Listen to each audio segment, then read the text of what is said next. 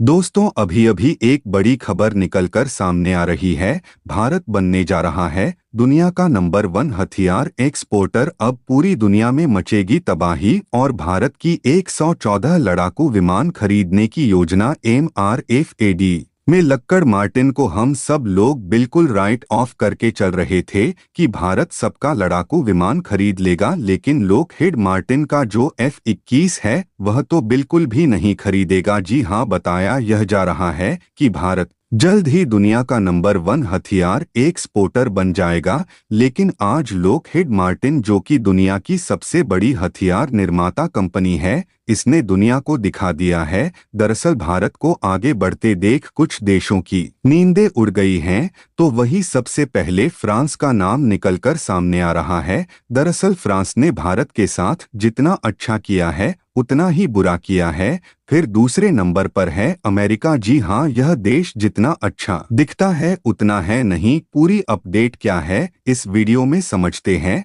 लेकिन आगे बढ़ने से पहले वीडियो को पूरा देखने के लिए वीडियो को एक लाइक करके चैनल को जरूर सब्सक्राइब कर लीजिए, क्योंकि ये आपके लिए एक सेकंड का काम है, लेकिन इससे हमारी काफी बड़ी मदद होती है। अब काम की बात पर आते हैं। इसमें भारत को कुल 8 से ज्यादा लड़ाकू विमान ऑफर हुए अलग अलग देशों से, लेकिन 3 भारत के टॉप टारगेट पर थे। यानी कि यह कहा जा रहा था कि इन तीनों में से ही कोई एक लड़ाकू विमान चुना जाएगा। पहले नंबर पर आ रहा था फ्रांस की कंपनी डोका राफेल लड़ाकू विमान, दूसरे पर था अमेरिका का F-15, एक तीसरे पर था यूरोपियन देशों का यूरो फाइटर टाइफून, जिसे कि कई यूरोपियन देशों ने मिलकर बनाया है, जैसे कि जर्मनी और ब्रिटेन। इसके अलावा एक चौथा कंटेंडर और था, जो कि अमेरिका की ही बोइंग कंपनी का A-1 सुपर हॉर्नेट था, और कहा जा रहा था कि इन 3-4 देशों में से ही कोई एक लड़ाकू विमान अब सिलेक्ट हो जाएगा। हालांकि आप में से कई लोग कहेंगे कि यार, रूसी फाइटर जेट हम ऑफर नहीं हुए थे क्या? बिल्कुल हुए थे। रूस का सुखोई 35 ऑफर हुआ था, लेकिन भारत ने उसे किनारे कर दिया, क्योंकि ऑलरेडी उसका छोटा भाई A-3 हमारी सेना में शामिल है,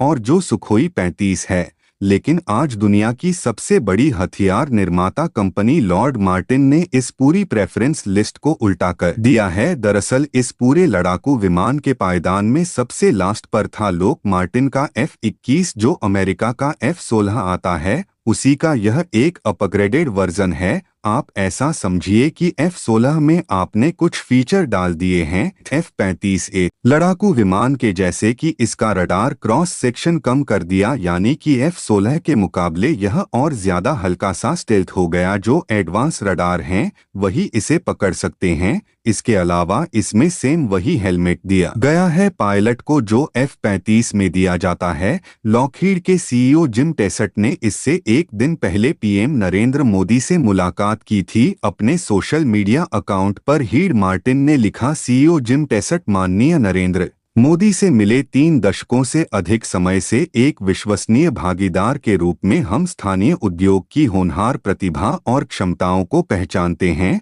और अपने दोनों देशों के बीच रक्षा और औद्योगिक संबंधों को मजबूत करने के लिए प्रतिबद्ध हैं। भारत में निर्मित होने वाले F-21 लड़ाकू विमान सिकोर, उसकी नेवल यूटिलिटी हेलीकॉप्टर और कंधे से दागे जाने वाले एंटी आर्मरर जेवलिन पर बड़ी पेशकश की है। हालांकि भारत की तरफ से F-21 की खरीद को लेकर कोई भी हामी नहीं भरी गई है। पाकिस्तान के खिलाफ राफेल के केस में भी यही हुआ है। हमारे साथ कैसे हाल ही में कतर ने राफेल लड़ाकू विमान खरीदे फ्रांस से। अब जो कतर है वह पाकिस्तान के साथ क्लोज रिलेशन रखता है, इसलिए दोनों देशों के बीच में एक युद्धाभ्यास हुआ, और इस युद्धाभ्यास के दौरान खबर आई कि जो पाकिस्तानी वायुसेना के ऑफिशियल्स हैं उन्हें राफेल लड़ाकू विमान का एक्सेस मिला वहां पर। और ऐसे में यह भारत के लिए चिंताजनक खबर हो जाती है, क्योंकि जब यह पाकिस्तान को ऑफिशियल एक्सेस दे सकते हैं तो चीन को क्यों नहीं? अगर भारत के लिए कोई एक्सक्लूसिव फाइटर जेट होगा तो इससे हमें इस नुकसान से बचत मिलेगी। इसके अलावा दूसरा ऑफर हमें यह दिया जा रहा है